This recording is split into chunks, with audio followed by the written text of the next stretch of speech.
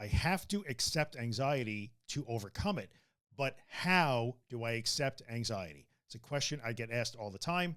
This week on The Anxious Truth, we're going to start a 3-part series to introduce a framework that you might be able to use to actually accept anxiety. So let's get into that right now.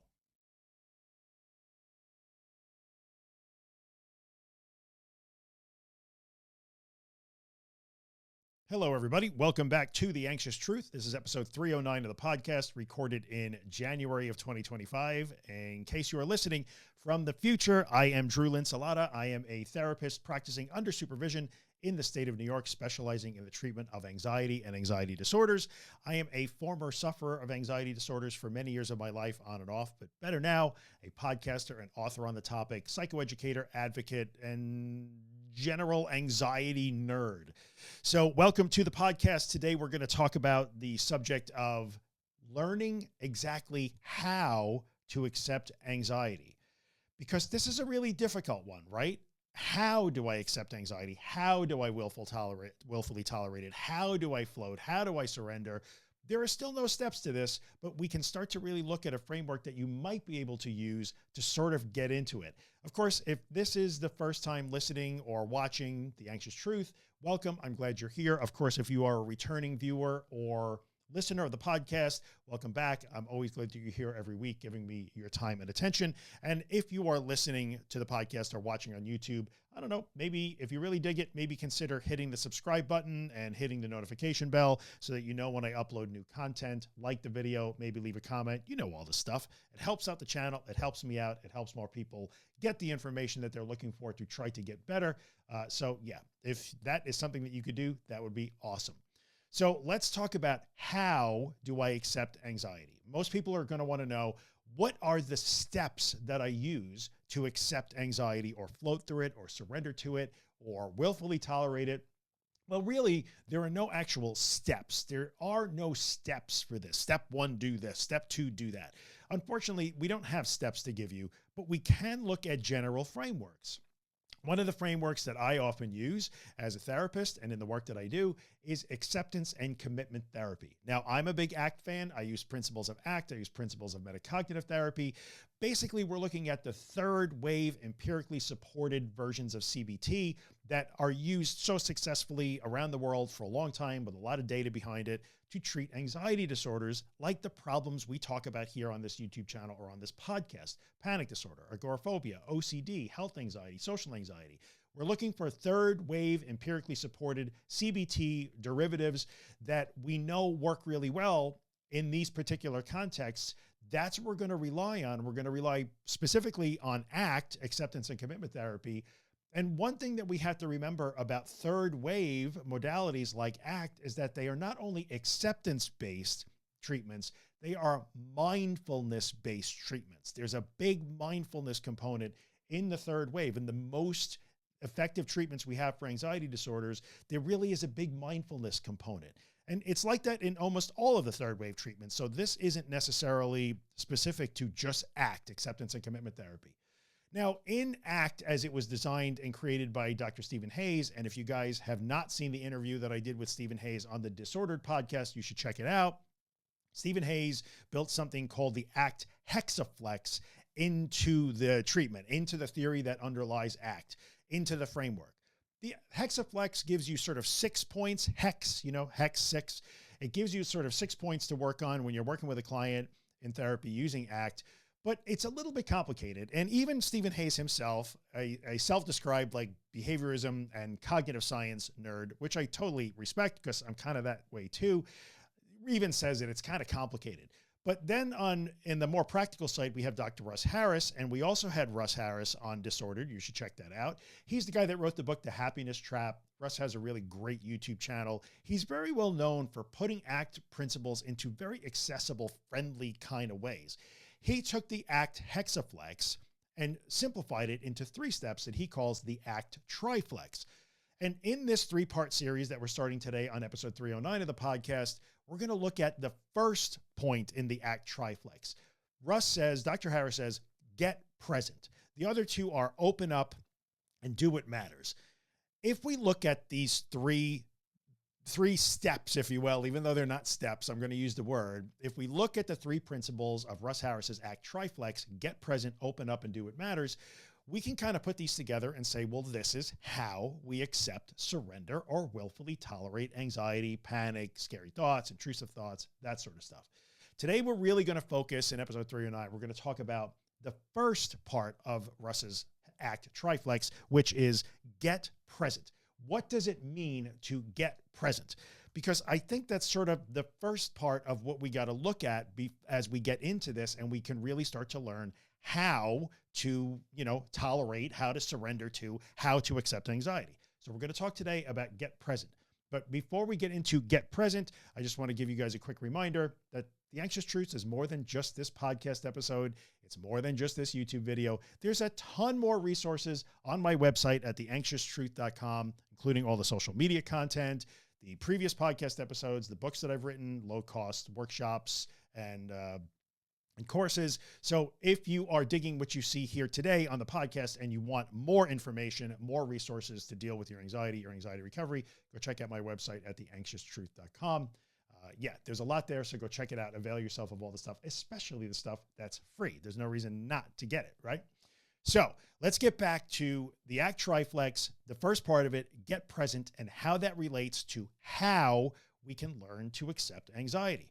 Well, what does get present even mean? Let's sort of decipher that. Let's define that. Get present means being able to develop sort of non-judgmental awareness of what's actually happening now.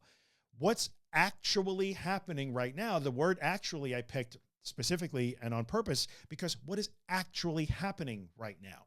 Can we start to build the ability to observe and describe what is actually happening when we are anxious or triggered or uncertain or frightened or disturbed or uncomfortable? What is actually happening? I've said that now like 10 times in a row, but there's a reason for that. We're not talking about what it means. We're not talking about if you like it. We're not talking about what might happen. We're not talking about what you are afraid might happen. We're not talking about what you hope doesn't happen. We're not talking about why it's happening or trying to figure it out. We're not talking about what should I do next. Can we learn to actually look at, observe, and acknowledge what is going on right now? Now, I think it's really important. Clearly, we're talking about an anxiety context here because that's what we do on The Anxious Truth, but we have to look beyond that. We are essentially judging, evaluating, and resisting machines all day long. That's what human beings do. We're pros at that. We stink at doing anything different than that. We are liking and disliking, loving and hating, wanting and don't wanting, taking and leaving all day long. This is what we do when we are awake. We use our big old prefrontal cortex all the time to try to make meaning out of everything we encounter, including our internal experiences. That means figuring it out, wondering why it's happening, explaining it, liking it, not liking it, fixing it, controlling it, mastering it. This is a problem. This is a problem. The fact that we have the ability to do that puts us at the top of the food chain. It makes us human. It makes us who we are, but it does get in the way because we start to use this skill and we go into judgment, evaluation, resisting, fixing, figuring out almost automatically because we can, and we start to not recognize when it's useful and when it's not. So this starts to get in the way. And most of us have no idea that we're even doing it all day long because it's kind of our default mode. We never spent any time examining that and working on, this is important, being rather than always doing. Because really, when you look at it, evaluating and judging and sort of unconsciously kind of knee-jerk, automatically reacting to everything. I'm not talking about just anxiety. I'm talking about every day, all day long, we do this. That is doing, right? We're always doing, evaluating, figuring out, trying to fix, trying to control, trying to manage, liking and disliking, pushing away, welcoming, hugging, running. These are all doing things. We're always in doing mode. Clearly, if I'm having an experience I don't like and scares me, I should probably be doing something about that, right? But on the flip side, and this speaks to how do I accept anxiety? How do I surrender to it? How do I tolerate it? Just having experiences. And this is especially true for the experiences that we hate, but we just simply cannot avoid or change, is an exercise in being. This is where we learn to suspend the doing. Let me repeat that. Suspend the doing, the resisting, the managing, the explaining, the fighting, the fixing, the judging, the berating ourselves, the trying to figure out. This is all doing, interpreting. What does this mean? What's going to happen next? I don't want that to happen. I want something different. I just want this over. That is doing. Accepting anxiety, which is such a mystery to so many people, and I get it because it's not necessarily intuitive, looks like suspending of all that doing. But then where does that leave us? And this is where this sort of stuff, the ACT triflex and the first point in that, get present, can really help us. It leaves us in a state of being. If we are working on suspending all the doing, and you hear this all the time, the object of the game in recovery is to learn to do less about your anxiety, not how to do more about it. So if we try to suspend all of our doing, which is behavioral doing and also cognitive and emotional doing, we wind up in a state of being. What is a state of being? Being with our experiences and ourselves as they are, as we are, exactly as we are at any given moment, without the thrashing about and resisting what we do not want. And clearly, we do not want to be anxious, afraid, or uncomfortable. Accepting anxiety, surrendering, tolerating, floating, pick the words you like, I don't care, is about dropping out of doing and into being. And this only starts when we learn to be aware of the constant automatic doing. This is really important. If we cannot start, let me introduce a word here. If we cannot start with mindful awareness, then we are stuck in doing mode. And we are insisting that it's clearly the only way. And then we keep asking, but how do I accept anxiety? So let's summarize this for a second. Let's think about this. All I want to do all day long, because it's automatic for all human beings, it's probably automatic for you too, especially with experiences, internal experiences, feelings, sensations, thoughts, emotions that we hate, that scare us. All we want to do is go into doing mode to get away from it, manage it, avoid it, escape it, fix it. It's all we want to do. But accepting anxiety is about being in being mode, where we can just be with the experience without the doing part. And now you can see why, since we spend all day long in doing mode, evaluating, judging, mastering, controlling everything, not just anxiety, it seems completely insane to say, well, how am I, but tell me how. Tell me how to accept anxiety. Tell me how to surrender it. Tell me how to willfully tolerate it. The reason why it seems so foreign, even if it's an attractive concept to most people who are watching this video or listening to this podcast or reading my books, it seems like an attractive principle because, yeah, it does make sense. If I stop resisting, I can learn, I can handle it. But it's like trying to describe a color to someone who doesn't have eyesight, right? It's outside the realm of our usual conscious experience. We're in doing mode all the time. What do you mean I can't be? What do you mean I have to stop doing? We do. This is what we do. We do things about stuff that we don't like. But really, do we have to? This is where we begin to challenge that assertion. And this is where mindfulness, I said mindful awareness, said I was going to introduce that word. This is where mindfulness comes into the picture. So we hear mindfulness and meditation all the time in anxiety recovery, in mental health circles, in general wellness circles. I talk about it all the time. Clearly, I am a fan, but we got to talk about what mindfulness is not in the context of anxiety recovery and what mindfulness is. Mindfulness is not, literally has nothing whatsoever to do with creating particular outcomes, right? We're not trying to learn how to calm down. That's not a thing. We're not trying to learn how to quiet our minds. We're not trying to learn to be peaceful. We're not trying to learn to create any particular outcomes. We're not trying to learn to stop anxiety or panic. We're not trying to learn to turn off scary thoughts. That is not in any way what mindfulness is, or meditation in our context. That's frustrating because we try to use it that way and then it doesn't work. And we think that oh, something is wrong because this magic mindfulness and meditation that's supposed to let me choose serenity isn't working. But that's not really what it is, not in our context, at least. And honestly, from my own personal opinion, not in any context. That's the wrong way to think about the idea of mindfulness or the concept of mindfulness. What is mindfulness in our context? What is mindfulness in general, right? It's a way to build awareness of how automatic our reactions are and how almost unconscious, not subconscious. We're not talking about subconscious. We're talking about how automatic, unreasoned, unthought about, unconsidered, unconscious, our resistance, our fixing, our desire to control, master, our urges to get away from uncomfortable things. Mindfulness is learning to watch that process in action. It's a way to build awareness so that when we get awareness, we can start to make different choices, right? So this starts to be a bit of a tricky topic because even the words mindfulness and meditation carry so many different connotations, right?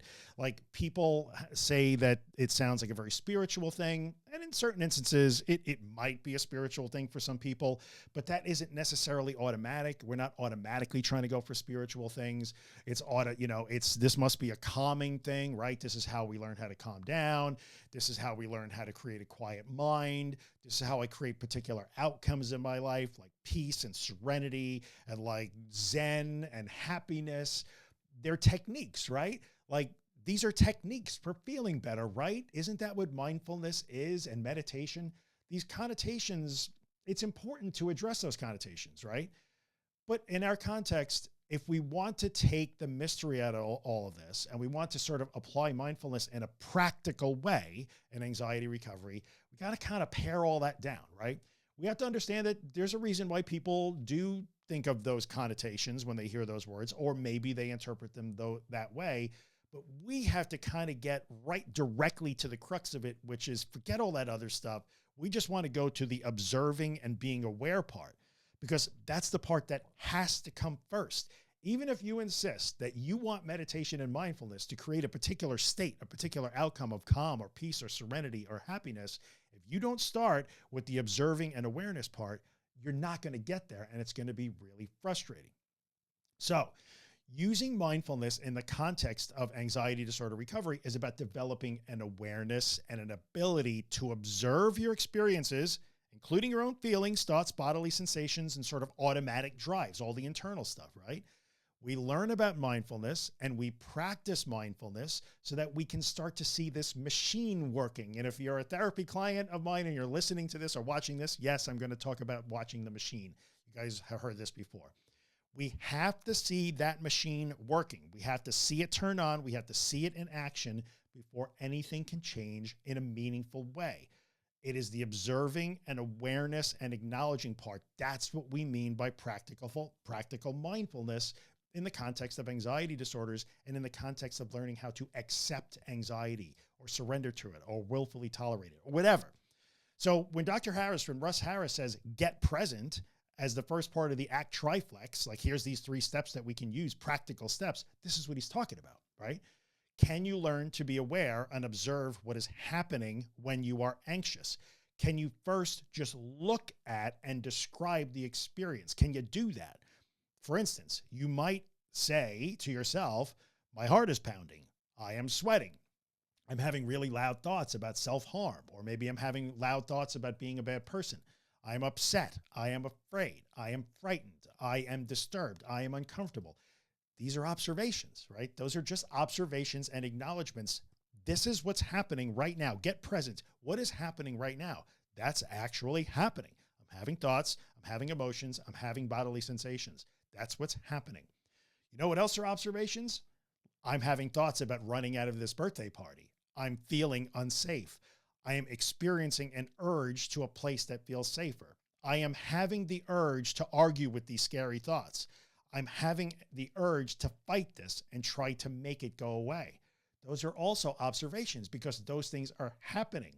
I'm having thoughts. I'm having emotions. I'm having sensations. I'm having urges. Look at all the observations here, looking at the experience, what is actually happening. There's a lot happening here if we just stop and look at it. If I can first look and observe my experience, I can start to gain that awareness of the process. I can start to see that the machine is in action. It's been turned on. It's running, right? If I start to observe and acknowledge, then I start to begin to learn that very quickly after experiencing sensations or thoughts or big emotions that I don't like, that make me uncomfortable, I want to start fixing them. I can watch myself want to go launch directly into doing mode. And I use air quotes, right? If I can see that, if I can observe that, like, this is what's happening. This is what I'm feeling. This is what my body is doing. These are the thoughts I'm having. These are the emotions I'm having. These are the urges I'm having. If I can start to see that, then I give myself a fighting chance to stay in being mode or observing mode, if you will. I give myself at least some chance to refrain from judging and evaluating unconsciously and automatically. So maybe I can make a more conscious choice as to what I do next when I'm triggered, right? So this is where people say things like, but you don't understand. It's automatic to call for help. It's automatic to run away from my anxiety. But really, is it? Like, is it also possible that that's just one possible outcome that exists on sort of a chain of events that usually happens without even thinking about it? So yes, one possible outcome is I run for the ice pack or I call my safe person, but that's just one possible thing that might happen on an unconscious or unreasoned or unconsidered chain of events. And again, I'm talking about unconscious, not self-conscious, right? In the end, we have to acknowledge that there is no difference between automatically reaching for an ice pack when you're anxious and automatically liking or disliking the weather. There's no difference. It is the same process in action in two different contexts. And it is kind of automatic and unconscious to most human beings. I mean, it's okay to dislike anxiety in the weather, but going down that unconscious chain to resisting and fighting anxiety or the weather is not in any way helpful. And we talk about this stuff all the time. We resist it, we fight it, it gets worse. I have to learn to stop fighting. I have to learn to accept it, tolerate it, surrender it. How do I do that? Well, this is the first concept in learning how to accept anxiety. Again, I'm not really giving you particular steps to do, but this is the first concept we can start to apply in learning how to accept anxiety. Get present. Learn to watch, observe, and be aware rather than leapfrogging directly to resistant doing. If we practice that first, then we can work on getting to the second part of the ACT triflex, which Russ Harris says is open up, right? We're going to get to that in the next episode of the podcast in 2 weeks. That would be episode 310. So come back to that one if this topic is at all interesting to you. And I suspect that it probably is interesting to you because you're watching this podcast and probably asking the question, but how do I accept anxiety? And if you kind of think that learning practical mindfulness skills that you can apply in your anxiety recovery is a good thing, I am in fact working on a practical mindfulness skills group that's going to run for 6 weeks with a very small group of participants, like 10 people at a very low cost. I'm not at the $6,000 mastermind guy. This is 6 weeks of practical mindfulness lessons and weekly meetings via Zoom where we can practice mindfulness skills together. We can talk about the experiences. We can do some little lectures on that. And we can work on practicing those skills every day to start to build our awareness and ultimately our choice. So if this is a topic near and dear to your heart and you want to learn a little bit more about that as of this recording, which is January, what is today, the 14th in 2025, I haven't released a full course curriculum yet. There are no signups available, but you can go to learn.theanxioustruth.com. It should be on your screen right now if you're watching on YouTube. Check it out. It'll be right there on the homepage. So let us, in fact, wrap this up and get into like what we're really talking about today. In the end, we've been talking today about, how do I accept anxiety? What are the steps? Well, there are no steps, but if we look at a framework in a third wave mindfulness acceptance-based cognitive behavioral approach to anxiety disorders in the form of ACT, acceptance and commitment therapy, and we use Russ Harris's ACT triflex, which is a much more accessible, simplified 3-point sort of approach, if you will. We talked today about the first point in the triflex, which is get present. Get present is about starting to build the awareness. It's learning to be aware and observe the process in action. What's actually happening here? Can I observe, acknowledge, and describe it before leapfrogging right into doing, meaning resisting, judging, evaluating, and fixing mode? Can I just at least start to see how this process is working? And people like me talk about process rather than outcome all the time. This is one of those reasons. Can I start to learn to watch the process of I'm triggered, I have a reaction to that trigger, and now I want to do something about that? Can you learn to start to watch that machine working? Can you learn to start to watch that process play out?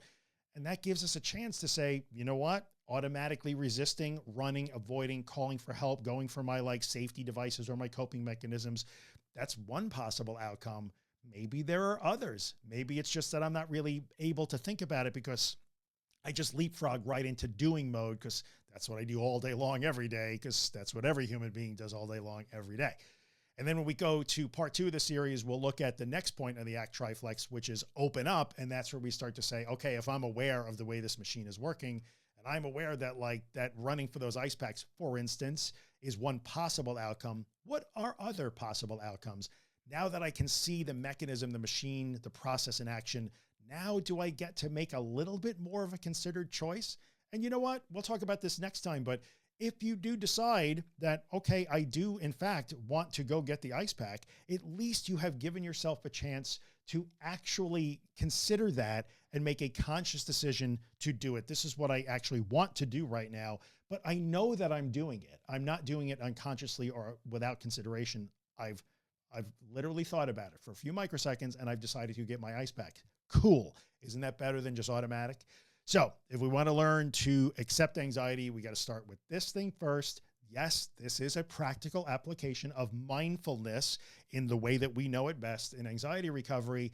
And that's why I want to start talking about this. That's why I'm doing the practical mindfulness skills thing. I think it's really important, and it starts to give us a bit of a framework that we can hang our hats on. We just don't know how to actually accept anxiety or surrender to it. This can start to help us move down that road. So that is episode 309 of The Anxious Truth in the books. 26 minutes, not too bad. I got it under a half hour. That's not too shabby.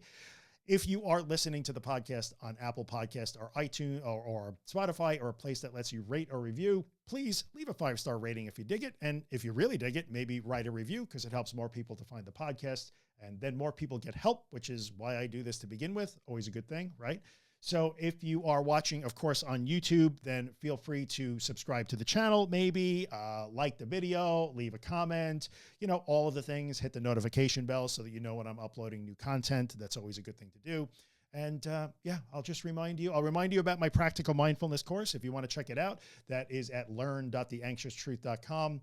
And I will wrap it up as I always do, which is, you know, if you are struggling and you're not exactly sure what to do today, consider taking one tiny step sort of toward your fear to move through the fear and away from avoidance. Because if you can learn to avoid a little less and live a little more the way you actually want to, no matter how small that is, that actually counts. Those things add up. Those lessons add up over time. They will make a difference if you let them. Be patient, be kind to yourself. Thanks for hanging out today. I will see you on the next episode. We are out.